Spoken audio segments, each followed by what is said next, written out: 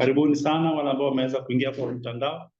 Naomba radhi sana kidogo, mitambo yangu imekuwa iko na hitilafu hapa na pale, lakini mwishowe nimeweza connect. Shukrani sana kwa kuwa na siku nzuri, na nashukuru Mwenyezi Mungu kwa kufikisha hapa tulipo na kutupatia siku njema ya leo na wiki nzuri ambayo tumekuwa pamoja kutoka Jumaa iliyopita mpaka leo. Tumekuwa pamoja kwa Neolife kwa kuwa tumekuwa katika harakati za kukuza biashara zetu, na maanisha tuko pamoja. Mimi kwa jina naitwa Philip, na nafikiria mnanipata vizuri. Alan,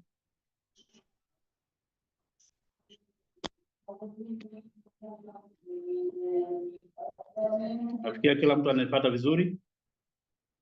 Alan, Cynthia, anybody? Ndio nakupata. Okay, Philip, nakupata. Asante sana Alan, wacha niendelee.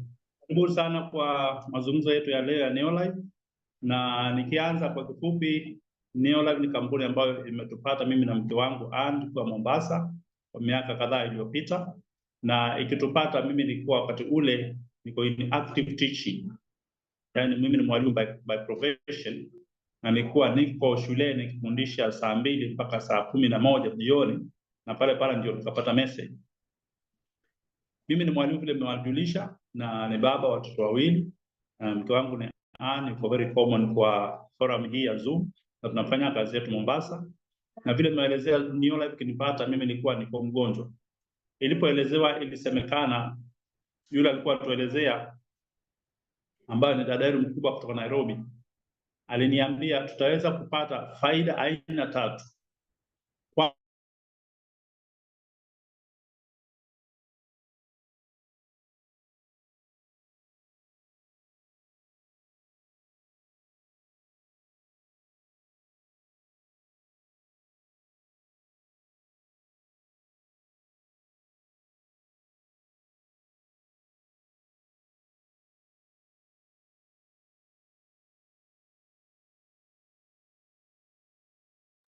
Na nilikuwa nimetafuta tiba kwa miaka mingi, nikienda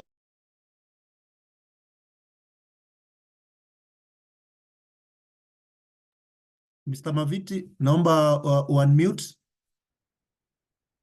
Naomba unmute tafadhali. Unmute.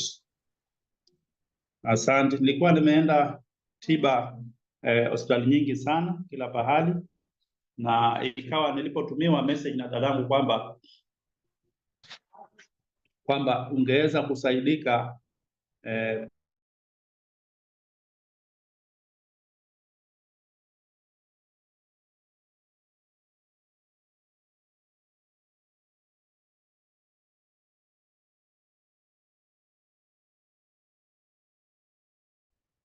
lanjo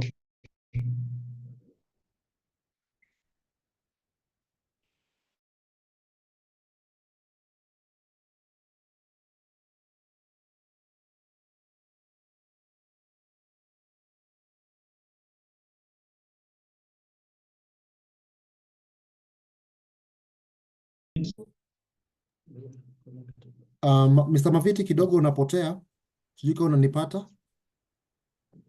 nakupata sasa hivi, sijui kama mnanisikia. Nakusikia, lakini ulikuwa umepotea. Naomba kidogo uangalie mtandao. Network yangu kidogo. Sasa tunakupata vizuri, unaweza kuendelea. Sasa unanisikia vizuri Kabisa. Haya, sawa, asante sana.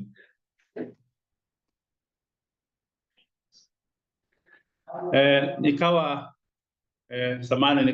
kidogo nimeenda hospitali kwa muda sana nikiwa natafuta tiba, na walipotaja kwamba Neolife ingeweza kuniponyesha, kutumia neno la kwamba atanisaidia, walisema Neolife product zake zitakuponyesha. Nikawa ile ilikuwa ni neno ambalo nilikuwa nimeitafuta sana. Sikuwahi kupata mtu akiniambia nitapona. Hata madaktari walikuwa wananiambia itakustiri kwa muda, alafu ukiendelea kutumia vyakula ambavyo vinafaa utapona. Bwana, ile haikunipatia guarantee, lakini wana Neolife waliniambia Neolife itakuponyesha. Unapoendelea kutumia kwa miezi ama mwaka hivi utasikia vizuri.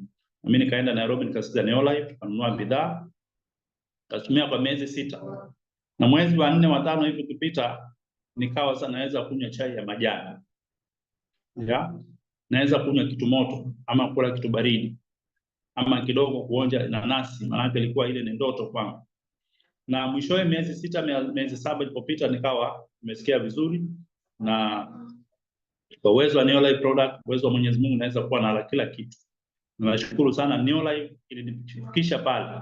Kwa hivyo kuiona Neolife, mimi niliona afya na nikatafuta afya kwa products za Neolife na nikaipata afya. Hivi ninapozungumza, kwangu mimi naweza kutumia chakula chochote, manake niliweza kusikia vizuri. Pale nikaweza kuongea na wengine na nikaanza biashara pale.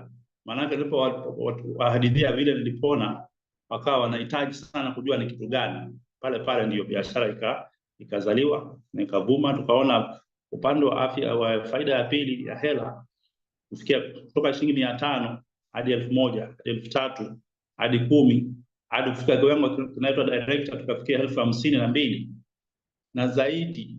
Pale nikaweza kuona kweli hapa kuna pesa. Kwa hivyo ningependa nionyeshe hiki ambacho kilinisaidia mimi upande wa afya na kumetupatia pesa familia yangu. Watoto wetu wote wamesoma shule nzuri kati ya mchangio wa Neolife kutoka kwa hela ambazo tunapata kwa Neolife. Kwa hivyo hata wewe mgeni uko katika forum hii, katika mtandao huu, unaweza pia ukaanza Neolife na kufaidika vile vile, hata kwa upesi zaidi, kwa muda mfupi zaidi. Maana tulipokuwa tunaanza kulikuwa hakuna mambo ya SMS wakati ule, ilikuwa shilingi 10 SMS moja. Kulikuwa hakuna mtandao. Kwa hivyo siku hizi tunaweza kwenda mbio hata zaidi. Neolife ni kitu gani? Hili ni familia yangu, mke wangu Ann, watoto wetu wangu 2. Na tuko kwa Neolife, tukiwa na raha katika Neolife. Neolife iliweza kutambua njia bora ya maisha ambapo itafanya hapa duniani kwenye dhamira ya kuifanya dunia hii kwa mahali pa afya na raha zaidi. Ukiwa una afya, ni mtu mwenye afya, ni mtu mwenye raha. Tukiwa hela mambo mengine tuweza kuchukua hayapo, stress zingine ama kuumia ama ugonjwa wote.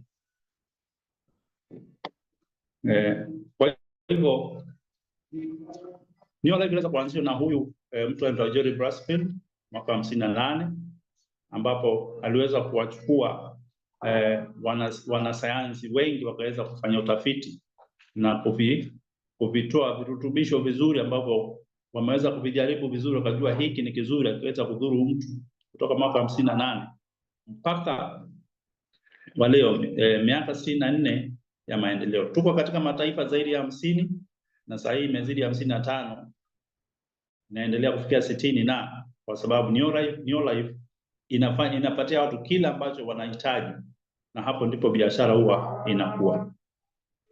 Neolife ina maadili ambayo inaamini ya kwamba, kwanza, wanapozungumza kusema hiki kitakusaidia hivi, upande wa afya au upande wa usafi, upande wa ngozi, upande wa mbolea, basi unakuta kwamba hivyo wamesema ndio yale matokeo ambayo wewe utayaona. Ni kwamba wanaongea ukweli na ukweli mtupu, yani total integrity.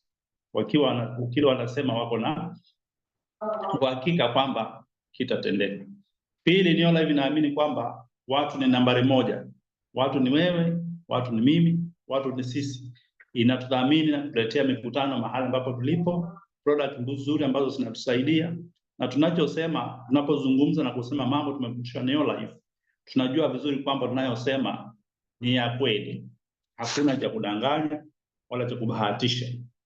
Tatu, Neolife inaamini kwamba inatoa fursa sawa kwa wote. Haijalishi wewe unafanya kazi gani, haijalishi umeajiriwa, haijalishi huna kazi, haijalishi bora umefika miaka 18, unachofanya haijalishi. Unakaribishwa kwa Neolife na sote tunaweza tukafaulu. Neolife pia inaamini kwamba ina bidhaa, na kweli ina bidhaa ambazo zinafanya kazi. Ndizo hizo bidhaa zinafanya kampuni ikae kwa soko. Kienda uone kampuni ambayo iko kwa soko lakini bidhaa zake zinakataliwa na wananchi, basi haina maisha. Haina maisha. Punde utasikia kwamba imefunga. Neolife product zake zinafanya kazi. Wanaposema hii itakusaidia upande huu, basi ujue definitely itakusaidia vile vile. Na mwisho ni kampuni ambayo ina maono ya mbali, si kwamba ni kampuni iko hapo leo na kesho waambiwe ishafunga, imeenda. Neolife iko hapa, ina ofisi, ina uadilifu kamili, na ukiwa haujaridhika kwa chochote, unaruhusiwa kupiga simu wakati wowote uweze kusaidika kwa ofisi ya Neolife. Maono ya miaka ya mbali ya mbele, si kwamba it's a fly by night, yani kwa hapa leo kesho jioni unakuta ishaondoka. Kampuni nyingi zishakuja ziko namna ile, zinaanza kuchukua pesa za watu nyingi na baada ya muda mfupi wanafunga. Lakini Neolife inakuhakikisha kwamba ipo na ipo kukusaidia. Huu ndio usaidizi ambao tunapewa Neolife katika kitu cha back office, lifestyle magazine, you own nutrition startup, business. Hizo ni vitabu ambavyo utasoma, utavipata kwa ile kit yako. Access to exclusive products at discounted prices. Unaweza kununua bidhaa zetu kwa bei ya chini, kwa ni distributor. Unapewa mafundisho ya hizi products zinafanya kazi namna gani. Alafu unakuwa kibinafsi. Hiyo wewe unaweza kusimama hapa ukafungua Zoom kama hii na ukafundisha watu, unaweza kuelewa Neolife ni nini na ukakuza biashara yako. Haya yote ni mambo ambayo tunasaidiwa Neolife kuendeleza biashara zetu. Kwa hivyo Neolife inatujali. Tunaposema kwamba inachukua watu wote kuwa sawa na kwamba watu nambari moja, ndivyo hivi inatusaidia hizo tuweze kukuza biashara zetu. Kwa hivyo kuna kusafiri duniani kote, ambapo ni faida ya tatu. Naambia kwamba faida ya kwanza ni afya, faida ya pili kujulisha kwamba ni hela, ya tatu kusafiri duniani kote. Nani angependa kusafiri hapo ingia ndege? Sio kwamba tunazionea huku juu zinapita, nafikiria ni za watu wengine, si za wao, ni za sisi tuweze kusafiria kwenda kule tunaenda, alafu tuingie. Ningependa tuzungumzie faida ya kwanza ambayo pia niliweza kuipata na ikanifaidisha sana, ikanifanikisha mambo yangu ya afya. Ningependa tuangalie afya ni kitu gani kulingana na Neolife. Inatupatia kitu gani ili tuweze kuwa wenye afya. Hawa ndio wanasayansi waliosoma na wanafanya utafiti wa bidhaa zetu, watu zikiwa ziko safi, hazina madhara, hazina madini mazito, yani heavy metals ambayo inatudhuru katika miili yetu, figo zetu, maini na kwenda mbele. Ni watu ambao wako wasomi katika kitu kinaitwa toxicology, kwamba bidhaa wanaotoa haitaleta madhara kwa mwili. Habari njema ni kwamba maradhi sugu kama hayo unaona, kiharusi, saratani, that is cancer, kisukari, diabetes, ugonjwa wa moyo, heart disease na mengineo, Neolife iko na suluhisho. Habari njema ni kwamba tunalijua suluhisho. La kwanza ni kudhibiti uzani wako. Pili ni ufanye kazi ya kushughulisha yenye mazoezi. Na tatu ni ule vyakula ambavyo vinafaa, vinapaka kamili, vina matunda na mboga, vina mafuta mazuri, protein ya kutosha, halafu ufanye mazoezi vile tumesema. Ukifanya mambo matatu utakuta kwamba afya yako na mwili wako utaendelea kuwa na shwari. Lakini wewe na mimi na wale wengine, ni nani ambaye hula vizuri kulingana na shirika la afya duniani? Hivi ndivyo miili yetu inakaa tukiwa tunakula vibaya. Si lazima uwe mnene namna hii ili uweze kupata inflammation, yani ufuro kwa mwili. Hata mtu ambaye ni mwembamba lakini anakula vibaya, hapo na kitu kinaitwa autoimmunity kwa mwili, utakuta kwamba mambo haya yanatokea: cancer, arthritis, attack, stroke, obesity. Haya yote yanatokea kwa mwili. Manake hali vizuri na mwili ungependa kujirekebisha, lakini huna namna, hauna virutubisho vya kutosha, magonjwa haya yanapata nafasi kuingia kwa mwili. Neolife wakatoa product ya kwanza, bidhaa ya kwanza inaitwa Pro Vitality, ambao iko na kitu hapa tunaitwa TreeNN. TreeNN ndio hii hapa, inafanya mwili ukahivi. Kama hauna TreeNN, mafuta ya nafaka ambayo ni nafaka tatu, nafaka ya kwanza ikiwa ni ngano, mpunga pamoja na maharagwe ya soya, mafuta yake ule mwisho ambao tunapea kuku ikiwa tumezikoboa, ni kwamba mafuta yale yako muhimu sana kwa mwili. Na kama hatuna haya mafuta kwa mwili, basi mwili unakaa hivi ngumu. Chakula kiingia kwa mwili kinakaa hapo ndani, uchafu na kuhamia pale ndani. Siku 2 siku 3 mtu haendi haja kubwa, huyo ni mtu ambaye anabeba ugonjwa kwa mwili. Ikiwa utatumia yale mafuta ya nafaka, yani TNN, bidhaa hii, basi mwili unakaa hivi, kila chakula inaingia vizuri na uchafu unatoka vizuri. Kwa hivyo inamaanisha kwamba kila binadamu duniani anahitaji kutumia TNN. Kila mtu anahitaji kutumia TNN. Maana hatuli hizo nafaka kamili za kutosha, na hatupati haya mafuta ya kutosha. Kwa hivyo ukiwa unataka kuwa na afya, mwili utoe uchafu na uchukue chakula kinachohitajika, basi ni wewe utumie TNN, yale mafuta ya nafaka. Pili, wakatengeza carotenoid complex, ambayo ni matunda na mboga ya rangi hizi naona hapa ya carrots, na bidhaa hii inapandisha kinga ya mwili kwa 37% ikiwa umeendelea kutumia kwa siku 20 peke yake. Maanisha kwamba mwili utakuwa na nguvu ya kupigana na magonjwa, na kilicho ndani ya mwili wako lazima kitaweza kuondolewa na mwili utajirekebisha, na hapo utakuwa ni pale kusikia vizuri. Ya tatu, katengeza omega 3 salmon oil plus, mafuta ya samaki. Najua kawaida kutoka zamani mafuta ya samaki ni dawa, wakatengeza omega 3, na omega 3 tupatia mafuta mazuri na protein za samaki nzuri ambazo tunaweza kujenga mwili bila kupata cholesterol, bila kujaza mifupa mafuta, kujaza mishipa mafuta ambayo inaletea shida ya cholesterol, high blood pressure na zinginezo. Na omega 3 ni safi na nzuri sana kwa kuwa mwili una ufuro, yani inflammation. Ukitumia omega 3 pamoja na carotenoid complex na TNN na hii multivitamin, utaamka uzuri mwili wako umenyamaza. Kila kiungo cha mwili wako kinafanya kazi vizuri ipasavyo. Hiyo ni Provitality.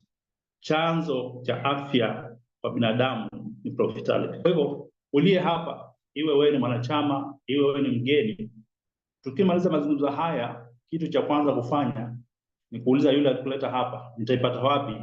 Nitaipata vipi Provitality? Maana hicho ndicho chanzo cha afya. Na si lazima uwe mgonjwa, si lazima uwe unasikia vibaya.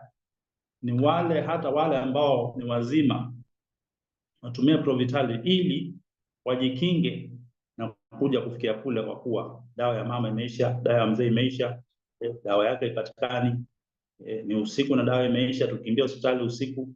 Ni kwamba Provitality itakuletea kinga ya magonjwa. Tuko katika wellness industry. Prevention is always better than cure. Kwa hivyo tumia Provitality uweze kupata afya zaidi. Products zetu ni nyingi, na tuko na kama hii hapa Masculine Herbal Complex, ni wanaume. Shida zote zinapata wanaume, hali ya kiume, hali ya kizazi cha wanaume wanahitaji bidhaa hii inaitwa Masculine Herbal Complex.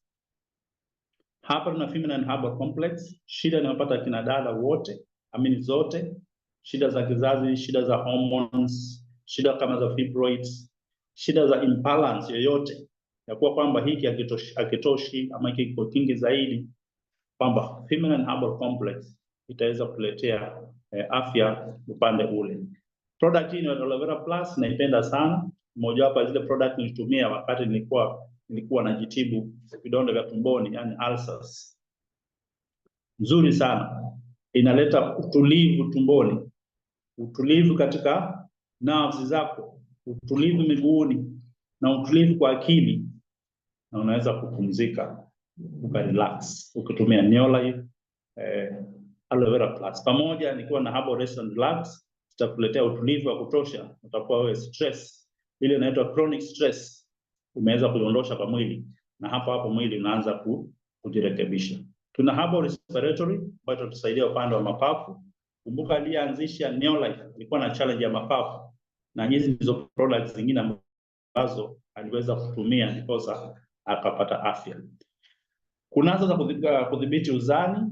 Nafikiri umeona kwamba suluhisho ya afya ni kwamba angalia uzani wako uwe katika kile kiwango kinahitajika, na tunazo bidhaa ambazo zitakusaidia kufanya vile. Neolife Herbal Tea pamoja na Neolife Shake na zinginezo, utakuta kwamba of course Provitality ikiwa imeanza, utakuta kwamba Utaweza kudhibitisha uzani wako, kudhibiti uzani wako pole, na kama uzani wako ni mwingi zaidi unaweza kupunguza. Na ukipunguza hautapunguza iwe huku kumebaki mikono ikiwa ngozi imelegea hivi. Labda ukifanya mkono hivi unakuta kwamba kuna ngozi hapa yenyewe pia inafanya vile vile. Neolife ukipunguza, unapunguza kila pahali, ngozi yenyewe, nyama zenyewe, mpaka unakuwa ukitembea hivi unajisikia kwa mwenye nguvu na umepungua uzani. Bidhaa za Neolife bora sana na hazilinganishwi na zingine zozote. Upande wa afya umefika pale, hatuwezi kuzungumzia zote maana ni nyingi sana. Upande huu tulipo sasa ni upande wa usafi, na tuna product inaitwa G1 Laundry ambayo inafanya nguo nyeupe ziwe nyeupe zaidi kama hizi ziko hapa. Hii nakumbuka sana product yangu ya kwanza kuuza, ambapo naweza kugawia jirani yangu akiwa amesafisha vesti za bwana yake ambaye rafiki yangu. Nikamwambia ziweke kwa hii sabuni mpaka kesho asubuhi, alafu utafua, ama weke maji moto masaa 3 alafu uweze kusafisha, utaona vile zitang'ara na kuwa nyeupe zaidi. Na alipofanya vile akafurahi, maana yake zilikuwa kama hingu.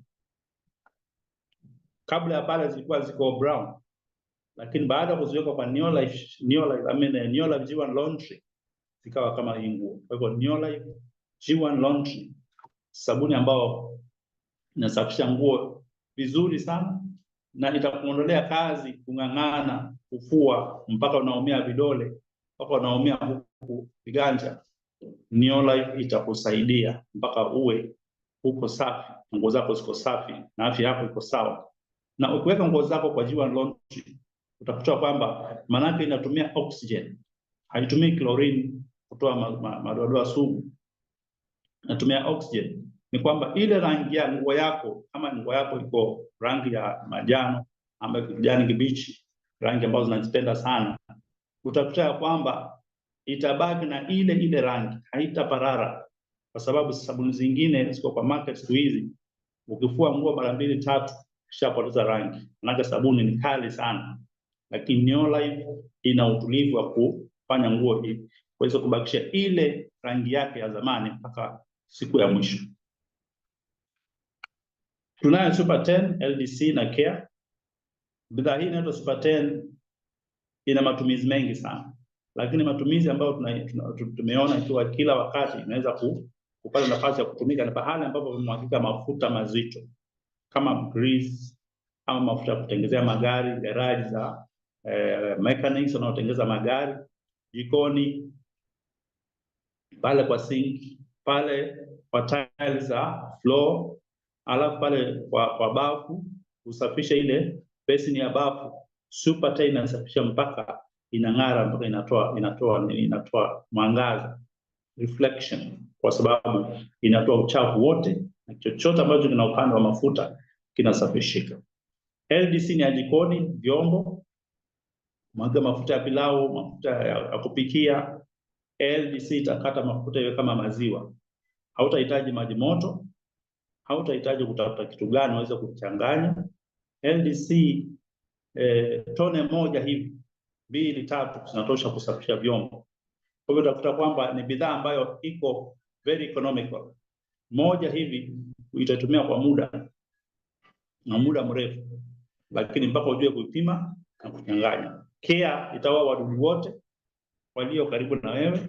Unaweza kutumia LDC na Care kuoshea mboga zako, vegetables, cabbages, sukuma wiki, spinach, dania.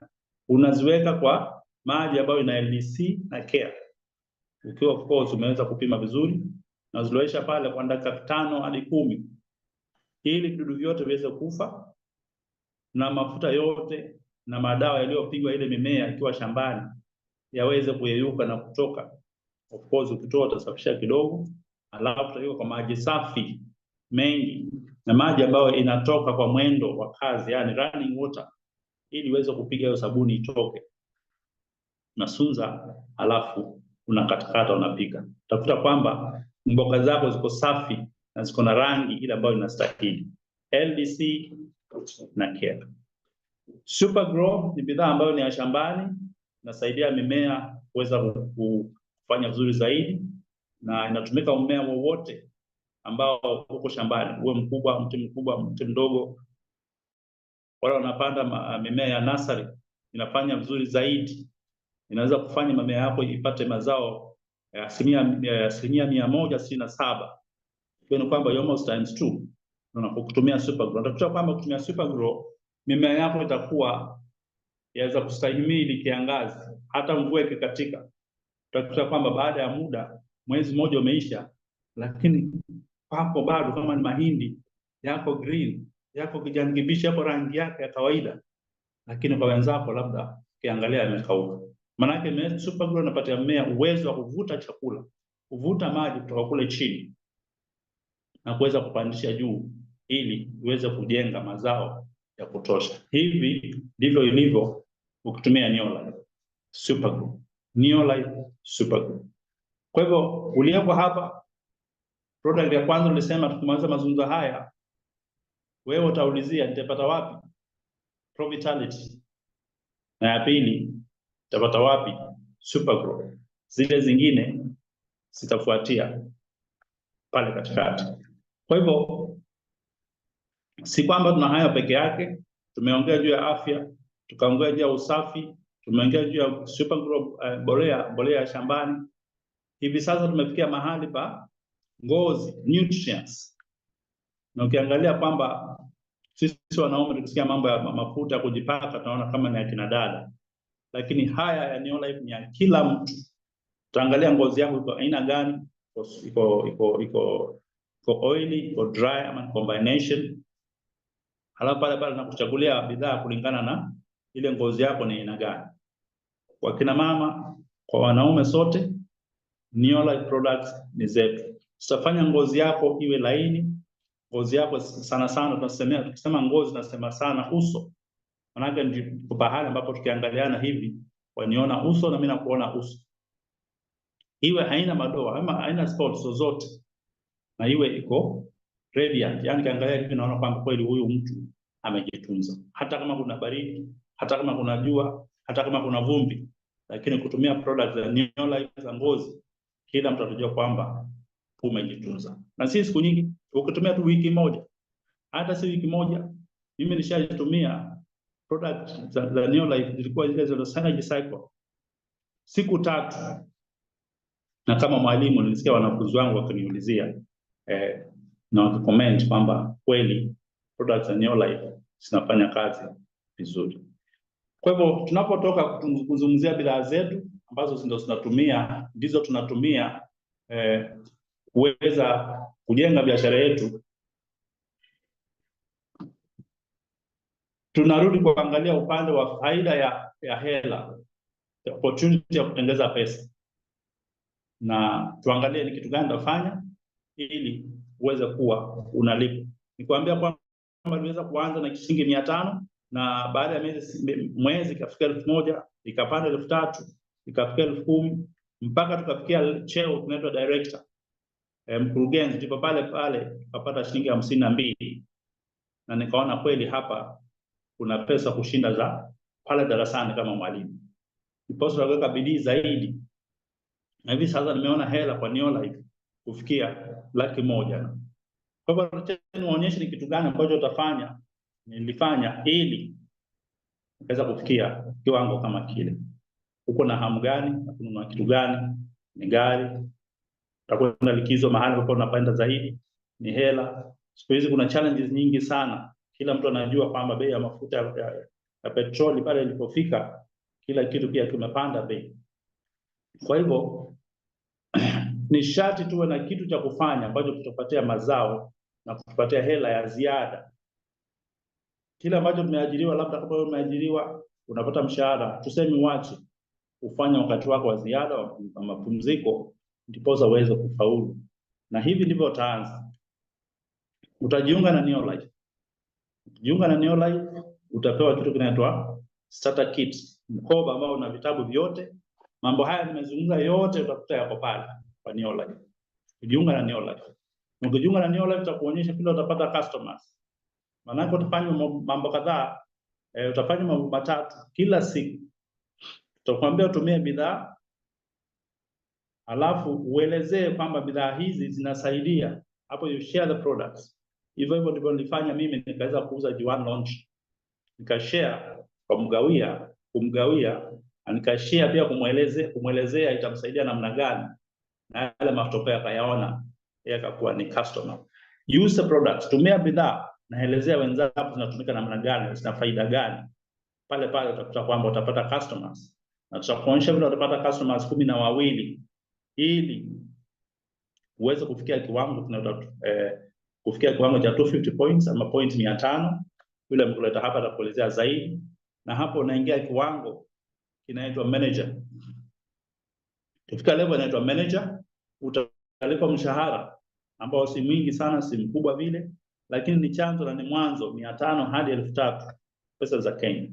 Tukianza mimi na mke wangu ilikuwa ni 571 cheki yetu ya kwanza kama managers. Unaona? Na pale tukajua kweli tuweka bidii zaidi itapanda. La tatu kufanya, tutakwambia elezea watu kwamba kuna pesa, share the opportunity. Ukifanya vile utakuta kwamba utapata mtu A na mtu B na mtu C waseme hata sisi tungependa kuingia Neolife. Tutawafanyia registration waingie Neolife, waonyeshe kila watapata customers 12, wateja 12, kila mtu afikie level inaitwa manager. Na wewe pia unaendelea na kuleta wengine huku juu, utakuta kwamba umefikia level inaitwa senior manager. Unalipa kutoka shilingi 5,000 hadi 20,000 kwa mwezi. Umezungumza tu na kuonyesha watu bidhaa na kutumia na kutoa hadithi yako na kuelezea watu kwamba kuna hela na zinakuja. Na zaidi kinachofurahisha sana kwamba utasaidia mtu mwingine aliyekuwa hajui ende vipi na ende njia gani, haanze kupata kipato cha kumsaidia.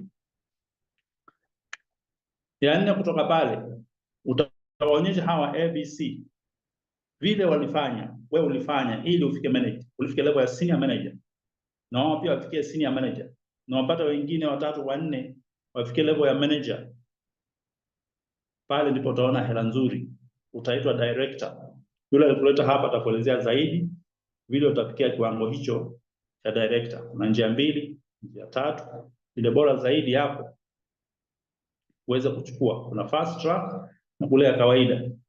Lakini yote ni kuleta watu, kuonyesha kupata customers na kuchukua step ya kuwa senior manager na kufikia manager, kufikia director. Vile utafika, ukifanya hivyo umefanya watu 3 tunaonyesha vile utafika senior manager, utakuwa senior managers. Na hao wengine walikuwa managers. Wakapata point 250. Wako na wale wateja wako 12. Angalia malipo ambayo utapata ukifanya hivi. 50,000 mpaka 100,000 pesa ya Kenya. 100,000 pesa ya Kenya ni pesa nzuri sana. Ni pesa ambayo ukijulikana unapata 100,000 na benki watakupigia simu wakuite. Njoo bwana, njoo tukupatie loan, tunajua unaweza kulipa. Njoo tukupatie loan. Unaweza kuwa pale, unaweza kujenga, kununua kwako, kununua plot, kununua gari nzuri. Hapo ni mwanzo. Unaweza kuwa miezi tu michache, hata hujafikia mwaka. Maana mwezi wa kwanza, mwezi wa pili, wa tatu ukakuwa nini? Senior manager. Na kuonyesha wengine kuwa senior managers. Naweza kwenda mbio kulingana na uwezo wako. Kwa hivyo hapo ndipo nitafika. Hapo ndipo nitafika. Si ati nafikia pale. Tunaweza kuendelea zaidi ukafikia juu kuliko pale. Kuna watu wanapata 200,000 za Kenya, watu wanapata 300,000, wengine wanapata 400,000, wengine 500,000, wengine 1,000,000 ya Kenya na zaidi. Ni vile tu ningependa tufikie pale ili kidogo uweze kuelewa director ndio hii imeanza hapa. Watu wanasema life starts at 40. Sisi tunasema life starts at director. Na hapa ndio tunaanza maisha kwa Neolife. Maana hapa ndipo naanza kwanza kupeleka mahoteli mazuri. Kwanza kuletewa barua ukaambiwa unaweza kufanya bidii kidogo tu, unaweza kwenda nje kusafirishwa. Na kabla niwajulishe ni kitu gani nahitaji ili uweze kufaidika na Neolife, kwa dakika chache 10 ama 15 ningependa nimwalike mwenzangu ambaye nafikiria ananisikia kwa saa hii, na atuzungumzie, atuelezee alianza vipi, aliendelea vipi, na anaona vipi maisha yake ya baadaye, na wageni walioko hapa wapate neno moja tu ama mbili, ili waweze kufurahia na kujua ni kipi kizuri watapata kwa Neolife. Kwa hivyo dadangu Grace, na pia unanipata vizuri? Nakupata. Grace, unanipata? Yeah, nakusikia. Sijui Grace mnaniona? Rubambe. Unaniona? Yes, nakupata. Karibu sana dadangu, karibu sana. Ni wakati wako, ningependa uzungumze, tueleze, tukuone lakini Hamnioni? Mr. Maviti, Karibu sana. ningeomba utoe screen share ili tumuone vizuri.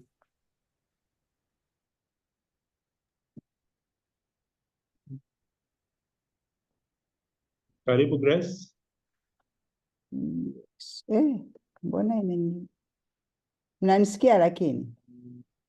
Tunakusikia, tunakuona. Nimeenda kusiko kabisa. Labda Tunakuona. uko hapa. Mungu wangu. Mbona naona Uko sawa, unaweza ukaendelea. unaniona? Endelea tu. Okay. Asante sana Bwana Maviti. Ni kama nilivyotambulishwa, kwa jina naitwa Grace Rubambe. Mimi ni bibi, ni mstaafu. Unanisikia? Tunakusikia, endelea. Okay. Okay. Mimi ni kama nilivyosema, mimi ni bibi, ni mstaafu, nakaa Dar es Salaam, Tanzania.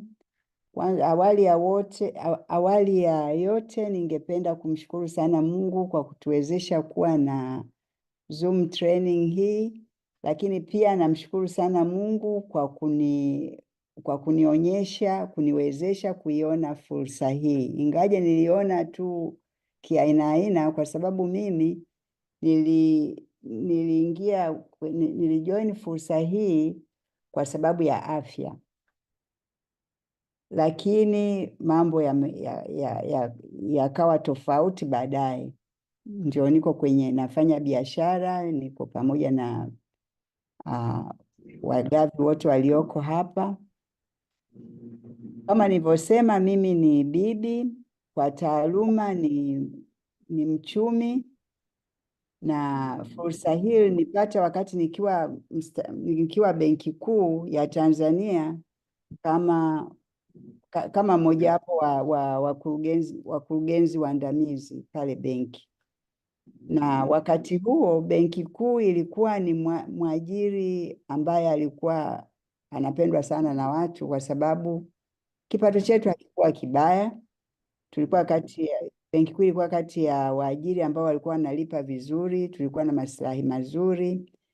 Lakini wakati huo mimi ambaye nilikuwa wakati na miaka 51, nilikuwa na maradhi ambayo yalikuwa yananisumbua sana. Nilikuwa na mshahara mzuri, nilikuwa nasafiri sana kwa wadhifa wangu, nilikuwa nakaa kwenye hoteli kubwa kubwa, lakini nilikuwa sifurahii maisha hayo, kwa sababu kwanza nilikuwa na tatizo la mgongo.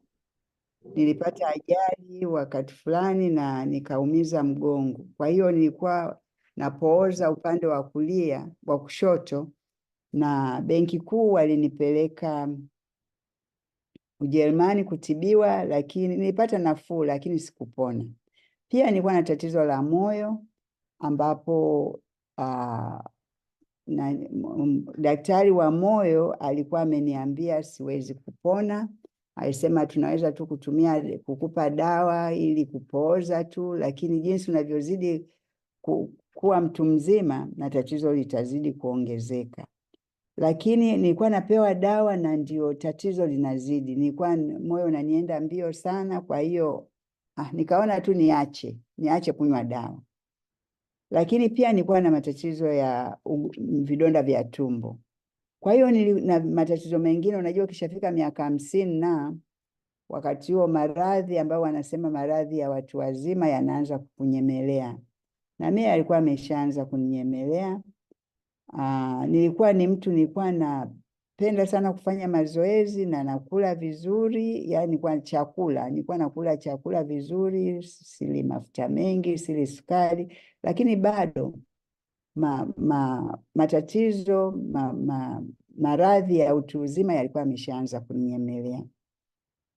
Sasa kuna wakati mmoja tulikuwa kwenye mkutano wa maafisa wa Central Bank, ndio Dr. Polycarp Msinguzi ambaye wakati huo alikuwa director wa research kule benki kuu ya Uganda, akaniona nilikuwa sionekani vizuri, akaniuliza nina nini. Nikamwambia kwa kweli sijisikii vizuri, nina matatizo mengi ya kiafya, na akaniambia wao wamekutana na fursa moja ambayo anafikiria labda bidhaa zake zinaweza kunisaidia, lakini hakuweza kunieleza kwa sababu ndio kwanza walikuwa wameingia, lakini alikuwa anaonekana anashabikia sana hiyo fursa. Kwa hiyo akaniambia nikienda Kampala kwenye mkutano ambao tulikuwa tunakutana Kampala, baada ya hapo kwa Dar es Salaam, ataniunganisha na mke wake ambaye ndio kidogo alikuwa anaelewa hii fursa. Nilipoenda Kampala, kama kawaida ukienda safari za kazi, sikuweza kuonana na yule mama mpaka nilipokuwa najiandaa kuondoka kwenda airport kurudi Tanzania. Kwa hiyo akaja na box moja kubwa na form za kujaza. Mimi kwa vile nilikuwa naumwa, unajua ukiwa na tatizo ukiambiwa kuwa pengine litaweza kutatuliwa, nilichokuwa nafikiria tu nipone. Kwa hiyo sikuuliza maswali, nilijaza form, nikalipa kiingilio, nikapewa bidhaa zangu, nikaondoka kurudi Tanzania. Niliporudi Tanzania nikatumia hizo bidhaa kama wiki 2 hivi. Nikaona hali yangu inaanza kubadilika, hasa tatizo la moyo na vidonda vya tumbo. Na yule mke wa Dr. Msinguzi alikuwa ameniambia kuwa naweza pia kuitumia hii fursa kwa biashara, kama biashara. Lakini mimi wakati huo nilikuwa na mshahara mzuri, na pia nilikuwa kwa kweli tatizo langu lilikuwa afya. Kwa hiyo hata sikusikiliza sana, lakini nilipoanza kujisikia vizuri, watu niliowafikiria ni wale wa karibu, wale niliokuwa nao karibu. Niliwafikiria wakina Dora na mume wake Ayub Juma ambao walikuwa watu wangu wa karibu sana. Nikaenda kuwaeleza, nikamwambia mimi nina kitu hiki kimenisaidia, dawa hizi nilikuwa naita dawa wakati huo, kumbe ni virutubisho. Nikamwambia dawa hizi zimenisaidia ugonjwa wangu wa moyo na vidonda vya tumbo, lakini pia nasikia mgongo unaanza kuwa na nafuu. Na nilikuwa najua mzee Juma alikuwa pia na tatizo la moyo. Nikamwambia wewe unaweza ukatumia dawa nilizotumia au bidhaa nilizotumia ili utatue tatizo lako la moyo. Lakini nilipokuwa nawaeleza kuhusu virutubisho na afya, wakawa kidogo hawaniamini, na hasa Dora Juma ambaye ni nesi, alikuwa mwalimu wa manesi. Kwa hiyo akawa anasema sasa huyu, baadaye nikuja kujua kumbe alikuwa anafikiria sasa huyu mchumi anafanya kazi benki kuu, ananieleza mimi nesi kuhusu afya, kweli inawezekana. Lakini baadaye niliwasumbua sana. Kila wakati nilikuwa nawauliza, vipi mmeshaamua vipi? Basi wakaona kwa vile walikuwa watu wangu wa karibu na walikuwa wananiamini, wakasema hawezi kutuua kwa hizi bidhaa anazotuambia tutumie. Ngoja tuingie na tujaribu. Kwa hiyo wakaingia. Walipotumia zile bidhaa, Mr. Juma naye akaanza kujisikia vizuri kwa tatizo lake la moyo, na alipoenda clinic Daktari akamuuliza kama ametumia kitu kingine, yeye akasema hapana, kwa sababu aliogopa, alifikiria labda hali yake imebadilika, imekuwa mbaya zaidi. Lakini daktari akamwambia no, hali yako imekuwa nzuri, inaendelea vizuri kuliko hapo awali. Basi ndio akamwambia, akasema kuna jamaa yetu aliniletea vitu fulani hivi ndio tumekuwa tukinywa. Akamwambia aendelee kutumia, na alivyoendelea kutumia, baadaye daktari akamwambia hana haja ya kliniki. Na mimi pia matatizo yangu hasa ya moyo na vidonda vya tumbo, baada ya mwezi nilianza kujisikia vizuri sana. Vidonda vya tumbo nikawa sivisikii tena. Mgongo ulichukua muda kidogo, lakini nikawa naweza sasa nikawa sipoozi upande wa kushoto, lakini pia nikawa naweza kutembea vizuri na mpaka nikaanza na kuendesha gari.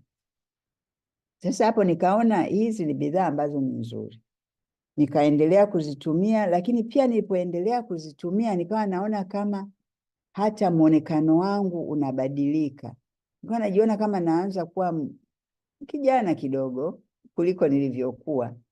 Kwa hiyo nikaendelea, hata hali yangu hata nilivyopona, nikaendelea kutumia hivyo virutubisho, lakini sikufikiria habari ya kufanya biashara.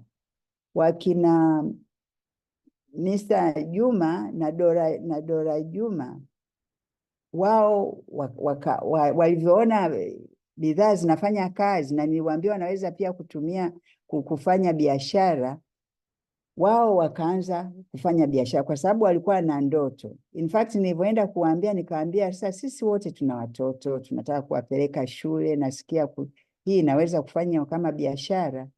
Na wao wakachukua hilo la biashara, lakini pia walitumia virutubisho kidogo kidogo, wakaanza kufanya biashara. Mimi hapo niko Benki Kuu, sitaki kufanya biashara, nilikuwa naona kama biashara hiyo sio yangu, hainifai mimi.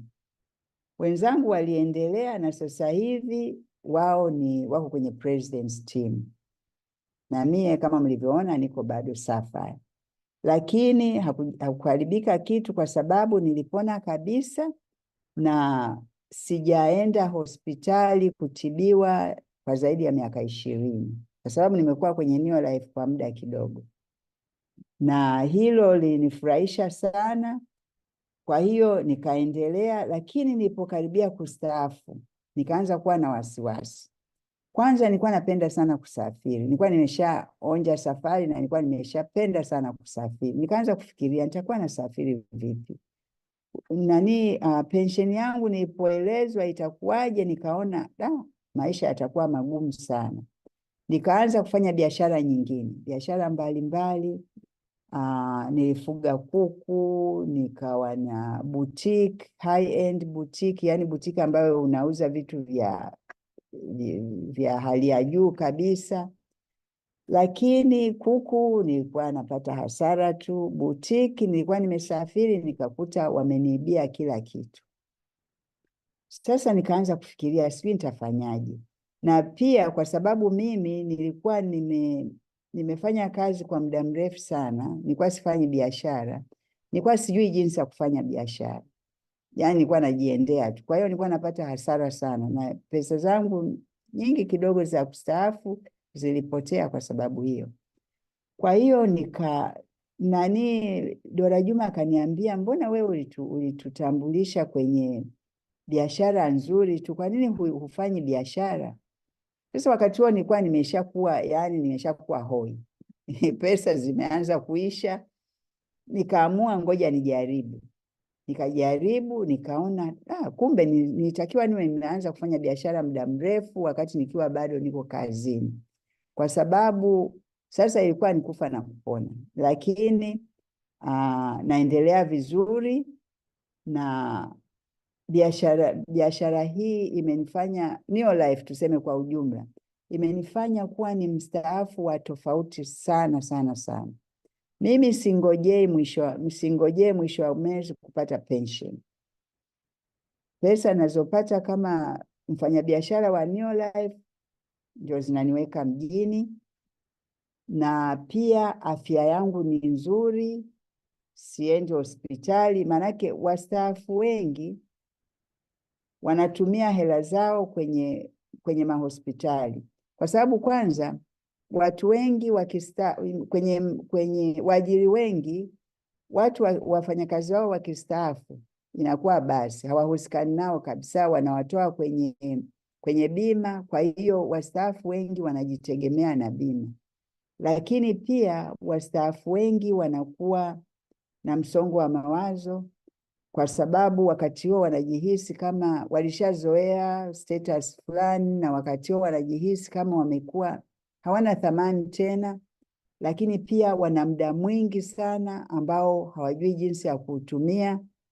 Kwa hiyo alafu wanakuwa na upweke, kwa sababu muda mwingi walipokuwa kazini walikuwa wanatumia wakiwa na wafanyakazi wenzao. Yaani kazi ndio kama nyumbani, kwa sababu kazi ndio, yani wafanyakazi wenzako ndio kama familia yako, tangu asubuhi mpaka jioni, na wakati mwingine mpaka usiku uko na wafanyakazi wenzako. Kwa hiyo kunakuwa na upweke sana kama huna kitu chochote cha kufanya. Pia wastaafu wanakuwa hawana pesa wakati huo. Kwa hiyo mara nyingi wastaafu wanakufa baada ya muda mfupi tu wa kustaafu, kwa sababu wanakuwa na msongo wa mawazo, wanakuwa na pia wanakuwa na afya mbovu, na watu wengi wakiwaona wanaona kama vile wanataka kuwaomba pesa, kwa sababu wanajua wastaafu wanakuwa hawana pesa, pension ni ndogo. Nadhani mmesikia jinsi wastaafu wanavyopiga kelele na hicho kikokotoo. Lakini mimi hakinipi shida. Kama nilivyosema, Neolife imenifanya kuwa mstaafu wa tofauti sana sana, na watu wakiniona mjini wanafikiria mimi bado niko Benki Kuu, kwa sababu hata muonekano wangu, pamoja kuonekana mtu mzima, lakini sionekani nimechoka, na pia sionekani umri wangu, sababu mimi sasa hivi nina miaka 78 na watu wengi hawaamini kuwa na miaka 78. Kwa hiyo mimi kwa kweli ni tunda la Neolife kiuchumi na kiafya, na afya ni kitu muhimu sana sana sana sana. Sasa labda ningependa kuzungumza na magrupu mbalimbali kama vile vijana. Hata mimi nilikuwa kijana, nilikuwa naona kama mimi niko tu nikistaafu nitapata pension, lakini na nguvu sasa hivi, sihitaji kujali afya yangu. Watu wengi wako hivyo, lakini ukishafika umri miaka 40 na kuendelea, maradhi yanaanza, nguvu zinapungua, na pia majukumu yanakuwa mengi. Kama hujaanza mapema kufanya shughuli za pembeni, hata kama umeajiriwa, huko mbele unaweza kupata shida, maisha yako yanaweza kuwa magumu. Lakini kama ukianza mapema kujishughulisha na shughuli ndogo ndogo za pembeni, zinakusaidia. Lakini sasa issue ni shughuli gani ujishughulishe nazo. Shughuli nyingi za pembeni ni kama vile, hasa kwa mfano akina mama, ataanzisha saluni, ataanzisha duka, lakini hawezi kukaa pale yeye mwenyewe, lazima aajiri mtu. Na mara nyingi wanaibiwa. Na pia kama atakuwa anaangalia mwenyewe hiyo biashara, huku ni mfanyakazi, ni lazima amwibie mwajiri muda, time ya mwajiri. Lakini biashara kama Neolife, uzuri wake ni kwamba ni biashara ambayo sio lazima umwibie mwajiri wako muda wa kazi, kwa sababu unaweza kuifanya popote wakati wako wa ziada. Lakini pia ni biashara ambayo kama alivyoeleza msemaji aliyotangulia, ni kwamba ni biashara unaweza kuifanya, yani inaendelea, biashara yako inaendelea wakati umelala, wakati wala hufanyi chochote. Tuseme uko kazini, biashara yako inaendelea. Kwa maana nyingine una leverage kwenye, sijui kuleverage kwa Kiswahili ni nini, lakini ni unatumia watu, unatumia yani rasilimali watu, na rasilimali watu ili mradi tu hao watu wananufaika, ambayo ndio actually basis ya biashara ya mtandao, kuwa watu unaofanya nao biashara lazima wanufaike, ndio na wewe utanufaika, yani watu ambao uliwaingiza kwenye biashara. Kwa hiyo wakati huo, kwa mfano mimi na watu nafanya nao biashara ambao niliwaingiza kwenye biashara, wako Marekani kwa mfano, sasa hivi ndio wameamka, muda si mrefu, mimi niko hapa kwenye Zoom, lakini nikienda kulala wanaendelea kufanya kazi. Kwa hiyo biashara yangu inazidi kuendelea, na as long as wao wananufaika, hawawezi kuacha biashara, na wewe utaendelea kunufaika, kama alivyoeleza msemaji aliyetangulia. Kitu kingine nimenufaika sana na biashara hii, safari. Mimi napenda sana kusafiri, lakini nilipokuwa nasafiri kama mfanyakazi nilikuwa sifaidi safari hizo. Ilikuwa ukifika uendako lazima uhakikishe sijui chumba cha mkutano kiko tayari, ripoti ziandikwe na vitu kama hivyo. Kwa hiyo unakuta huwezi hata kutalii. Kwa mfano nilikuwa nimeshaenda Cape Town mara nyingi sana, lakini nilikuwa sijawahi kwenda Table Mountains. Nilipoenda na Neolife, ndio mara ya kwanza nilienda Table Mountains, mara ya kwanza nikaenda Robben Island. Yani mara ya kwanza, yani ni vitu vingi kama vile nilikuwa sijawahi kufika Cape Town. Hata Mauritius. Nilishaenda Mauritius mara nyingi sana nilipokuwa nafanya kazi. Lakini vitu nilivyoviona wakati ule nilivyoenda Mauritius, sikumbuki kwa mwaka gani, lakini na juzi mwezi uliopita tulivyopelekwa Mauritius, ni vitu kama vile nilikuwa sijawahi kabisa kufika Mauritius. Kwa hiyo ni lifestyle ambayo ni nzuri, na wanatudekeza sana tukiwa kule, kila kitu kinalipiwa kama alivyosema msemaji mwenzangu. Kwa hiyo yani maisha yanakuwa mazuri sana, na kama mstaafu, kama wewe ni mtu mzima, umri wako umeshaenda kama wangu, haya ndio maisha. Kwa sababu kwanza utafanya biashara bila stress, na pia hii ndio biashara peke yake ambayo unaweza ukatengeneza hela nyingi sana, lakini pia afya yako ikabaki vizuri. Lakini wafanyabiashara wengine, hasa wafanyabiashara wakubwa, wengi afya zao mgogoro. Wanatengeneza pesa lakini afya ni mgogoro. Kwa hiyo Neolife kwa kweli ni biashara ambayo ni fursa ambayo inakutengeneza aspects zote za maisha yako. Mimi kama mstaafu najihisi na bahati sana, kwa sababu nina vijana wanaonizunguka wengi. Yani Neolife imejaa vijana ambao wana ndoto, vijana ambao wana matumaini. Lakini kama mtu mzima, kama mstaafu, watu wengi wanakosa matumaini, ndoto ndio zimepotea kabisa. Lakini mimi sasa hivi naweza hata kuwa na ndoto, kwa sababu nazungukwa na watu wenye furaha, watu wenye matumaini, watu wenye ndoto. Kwa hiyo biashara hii kwa kweli imenifanyia mambo mengi sana makubwa.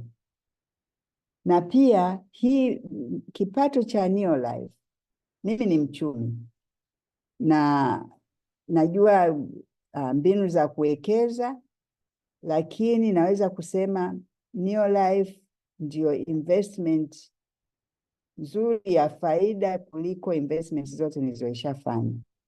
Kwa sababu Neolife, kipato cha Neolife hakiathiriwi na mfumuko wa bei. Kwa mfano, wakurugenzi tuseme mwaka 2011 walikuwa wanapata kipato kama kutoka Neolife kama 800,000 hivi.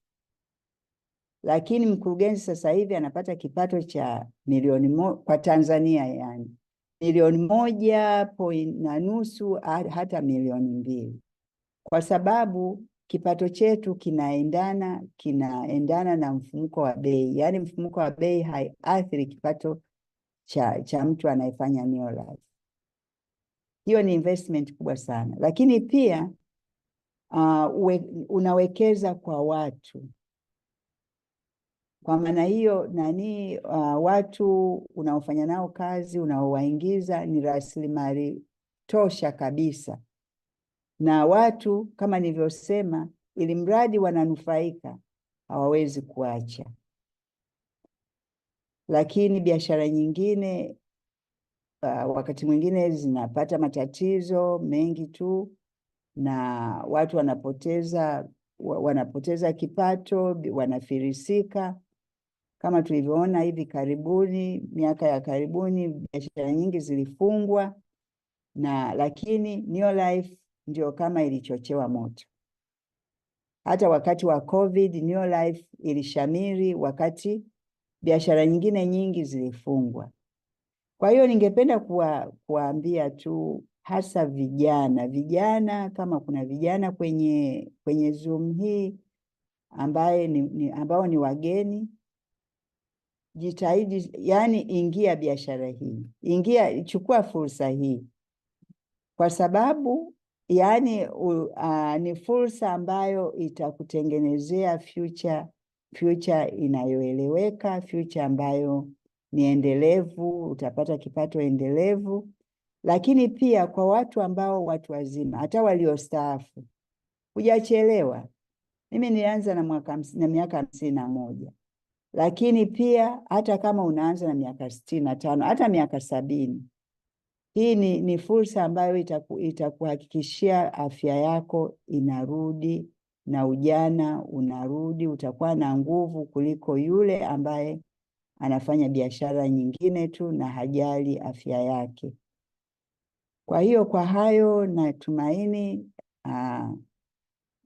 nimeweza labda kugusa hisia za watu fulani, na naamini kabisa wageni wote walioko hapa mtatujoin kwenye fursa yetu hii ambayo utapata kipato endelevu, utaweza kusafiri, utapata afya nzuri, na pia watoto watakupenda zaidi kwa sababu hutawasumbua.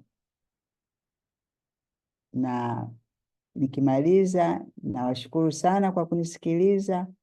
Karibuni tujenge taifa kwa kutumia fursa hii ya Neolife. Asanteni sana. Hello? Hello? Jamani, mnanisikia? Mnanisikia? Alan, upo? What happened?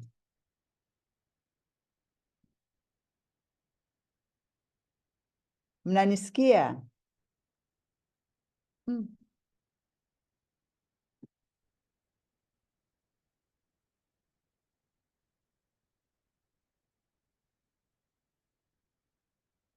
Nimepotea nini?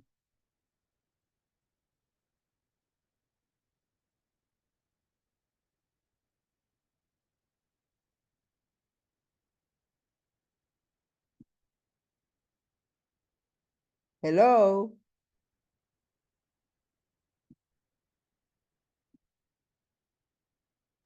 Asante sana. Mmenisikia? Au Yes, nilikuwa tumekusikia Grace, asante sana kwa kutupa ujumbe wako na kutupa story yako. Tumeshukuru sana na ni kama Philip kidogo amepata shida ya kimtandao, lakini nataka niseme asante pia kwa wale watu ambao wameweza kuhudhuria huu mkutano wa leo. Nawashukuru sana na nawaombea muweze mukaweze kutimiza malengo yenu mwezi huu, na tupatane wiki ujao, same time, same place. Asanteni sana, and thank you once again Grace. Muwe na usiku mwanana na weekend njema. Asanteni. asante, usiku mwema. Asante sana.